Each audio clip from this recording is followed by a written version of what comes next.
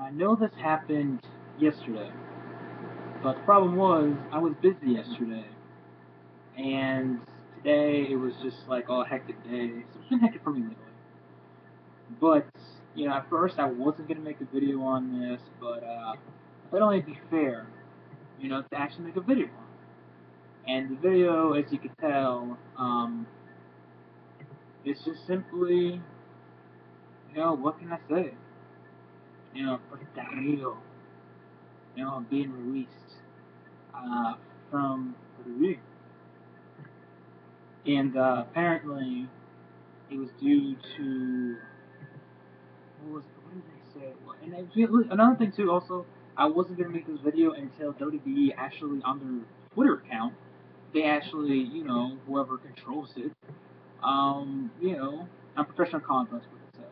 But on their Twitter account, they said, "Oh, don't blame us for releasing Del Rio. Blame him for his inappropriate actions."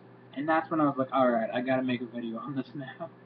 Because basically WWE kind of threw whoever is behind their Twitter account kind of threw Alberto Del Rio under the bus, you know. And apparently the story is that apparently Del Rio slapped some WWE official in the face, and that was basically the end of it. Apparently, there's a rumor that the official was being racist to Del Rio. He was saying racial slurs, and Del Rio wasn't a huge fan of it, and apparently slapped him in the face. And that's a rumor. I'm not saying it happened. I'm not gonna pull Sean's Entertainment and say it happened and put the no links down in the description box. I do that for old time's sakes, but you know, the fact is that if that is the case, if that is the case that someone said a racial slur to Del Rio in front of his face, I kind of don't blame Del Rio acting the way he did because uh, being a mixed race, as myself, being uh, bilingual, by being basically, like I said, like a mixed race, being half Puerto Rican, half Caucasian, American, whatever you want to call it. I know what it's like. I mean, there's been plenty of times where I've been called, Mexican. I'm sitting here going, yes, I know I'm tan, you know, and I have, dark hair or whatever and whatever, but like, I'm not Mexican, I'm Boricua, I'm part of, Puerto Rican. So I can understand where Del Rio's coming from being the race, but at the same time, I understand you being angry, but you don't act like that, especially in a business environment. Especially, but at the same time, you guys remember, I think it was sometime in the spring, there was a rumor that Del Rio's contract was going to expire late this season, and Del Rio's no spring chicken. Del Rio, I think, is what is mid to late 30s. So it's not like, okay, well, you still got this guy for a little long to progress. No, I mean, what you get now is what you get now from Del Rio.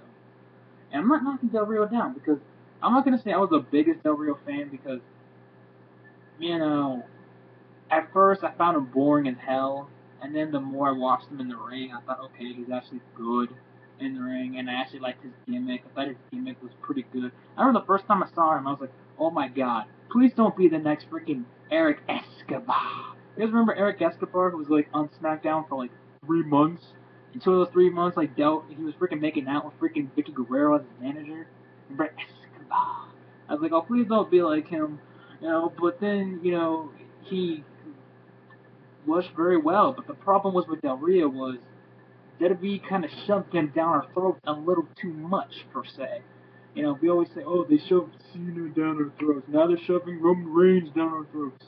They shoved freaking Del Rio so down our throats, we thought we were freaking Kim Kardashian. Like, seriously. It was ridiculous because, the fact of the matter is, he was getting all these vignettes, these video packages, every single week on, SmackDown, whatever.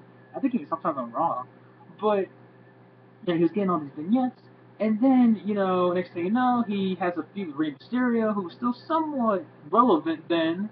He beat the hell out of freaking, Rey Mysterio, and then he injured Christian.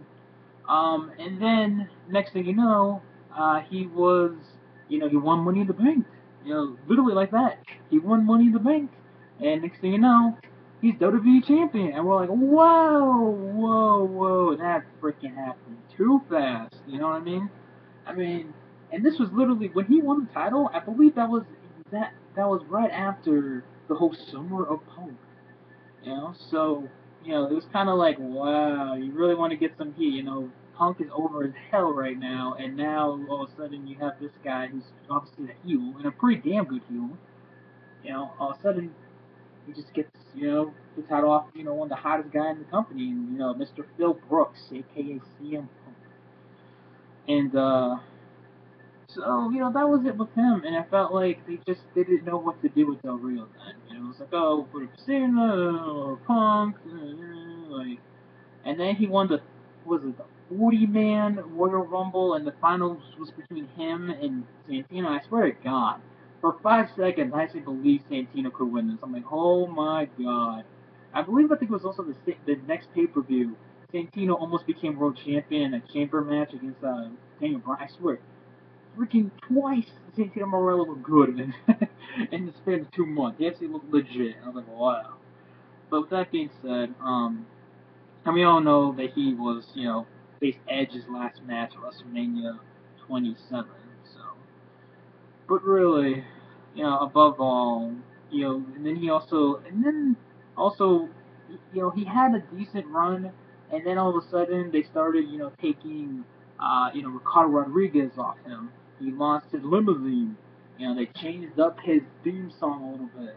And it was just like, this was not the same Alberto Del Rio that we were used to. I mean, yes, he still had the Mexican aristocrat gimmick. He thought he was, he thought he was, the richest son of a gun in Mexican, history. But the fact of the matter is that, WWE, they just, like, threw him under the rug. He just, like, stayed on the rug and just threw him off of it, you know? So, in that way, I kind of feel bad for the guy because it's like, let him have a dream, being world champion, not just WWE, but also world champion, several times on different occasions. And then, too, when they put him into a face role, it was just like, that just didn't feel right. Like, especially that feud between him and, what was it, Sheamus? It was him and Dolph Ziggler, I believe it was. And it just felt so awkward. More people were cheering for Ziggler, and people were booing the hell out of Del Rio, and that's why WWE had to do, the double swerve. I think it was, what did it was? Was it Payback? I think it was Payback last year when they did Del Rio versus Ziggler for the world title, and they did the double swerve. So, I don't know. It's just, mm. And plus, obviously, like I said, Del Rio's contract was expiring. We all know WWE's doing budget. I mean, they're doing budget cuts to the point that they're canceling their freaking own magazine that's been going on for decades. So, and it's just whatever. But that's all I gotta say about the Rio. I'm not gonna make this like a 15-minute video saying I'll screw WWE for getting rid of the Rio. But no, this is what it is. Again, I was never a big fan of Del Rio. There was at times I was a fan. There was times I thought, oh look, Del Rio. Yeah. So, but it's whatever. I'm sure he had a good run, and maybe like I don't know, 50 years from now he'll be in the Hall of Fame or something. So, but anyways, that's it for me. Hope you guys enjoyed this video. Hope you guys had a good late Friday night, early Saturday morning.